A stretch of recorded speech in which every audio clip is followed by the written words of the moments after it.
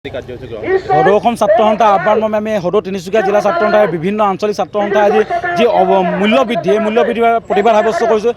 আপোনালোকে দেখিবলৈ আছে চাউল, দাইল, আলু, পিঁয়াজ, পেট্ৰল, ডিজেল আৰু জীৱনদায়িনী ঔষধ একোৱে বাদ পৰি যোৱা নাই। আচলতে এই চৰকাৰখনে সৰ্বসাধাৰণৰ পৰা টকা লুটাৰ এটা প্ৰক্ৰিয়া আৰম্ভ কৰিছে আৰু ইয়াৰ লগতে আপোনালোকে চাওক যি চাউল, দাইল, আলু, পিঁয়াজ এখন কলা বজাৰ আৰম্ভ হৈছে, য'ত কলা বেপাৰীসমূহে নেতৃত্ব লয়। আচলতে এই যোগান বিভাগটো আচলতে কোনো কাণ্ড জ্ঞান নাই, এই মন্ত্ৰীজনৰ কোনো কাম নাই। তেওঁলোকে এই গোটেই বিভাগটো পুঁজিপতিসকলৰ ঘৰত গতাই দিছে। তাৰ এটাই লক্ষ্য যে ২৬ত নিৰ্বাচন আহি আছে, নিৰ্বাচনৰ সময়ত তেওঁলোকক মোটা ধনৰ টকা লাগিব, অংক লাগিব, ১০০ কোটি টকা লাগিব।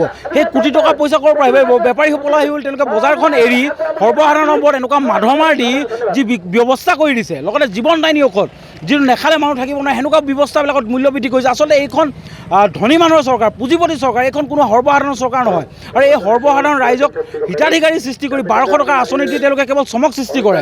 আজি যদি আপোনালোকে গাঁৱে ভূঞে যায় গ্ৰাউণ্ড ৰিপৰ্ট ল'বলৈ, আপোনালোকে বিজেপি কৰ্মীসকলৰ ঘৰলৈ যদি খবৰ লয়, তেওঁলোক অসন্তুষ্ট, তেওঁলোক অসুস্থত পৰিছে, কেনেকৈ ঘৰ চলাব?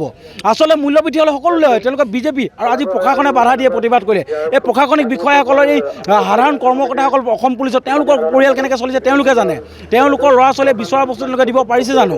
আচলতে এই চৰকাৰখনে অকল ধনী মানুহৰ চিন্তা চৰ্চা আগবাঢ়ে আৰু প্ৰত্যেকটো বস্তু অকল পুঁজিপতিসকলৰ চিন্তাধাৰা আগবাঢ়ি গৈছে। কিন্তু সৰ্বসাধাৰণক এনেকৈ বাৰে বাৰে প্ৰতাৰণা কৰি থাকিলে এটা কথা স্পষ্ট যে অহা ২৬ৰ নিৰ্বাচন কিন্তু ৰাইজে এহেকাৰ স্পষ্টকৈ দিব।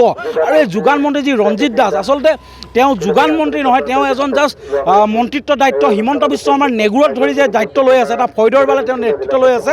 ইয়াৰহে এটা কথা, তেওঁ সসন্মানে এই পদটো এৰি এজন যোগ্য ব্যক্তিক মন্ত্ৰিত্ব দি এই যোগান বিভাগটো নিয়ন্ত্ৰণ আৰু অতি প্ৰয়োজন আহি পৰিছে।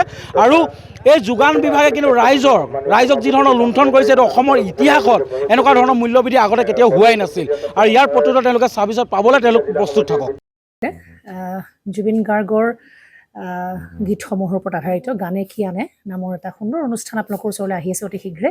অহা ১৫ আগষ্টৰ পৰা ধেমাজিৰ পৰা প্ৰথম অডিশ্যন আৰম্ভ হ'ব আৰু সেই অডিশ্যনৰ যোগেদি বিভিন্ন কণ্ঠশিল্পীসকলে যিসকলে এই অনুষ্ঠানত যোগদান কৰিব বিচাৰে, তেওঁলোকে এই অডিশ্যনৰ যোগেদি আগবাঢ়ি আহক। আৰু জুবিন গাৰ্গৰ বহুত ভাল লগা গান আমি সদায় শুনি আহোঁ। আৰু আপোনালোকৰ যদি ভাল লগা গান থাকে, জুবিন গাৰ্গৰ আপোনালোকে গাই ভাল পায়, তেন্তে অডিশ্যনত যোগদান কৰক। মোৰ ফালৰ পৰা আন্তৰিক শুভকামনা থাকিল এই সম্পূৰ্ণ অনুষ্ঠানটোলৈ। ধন্যবাদ।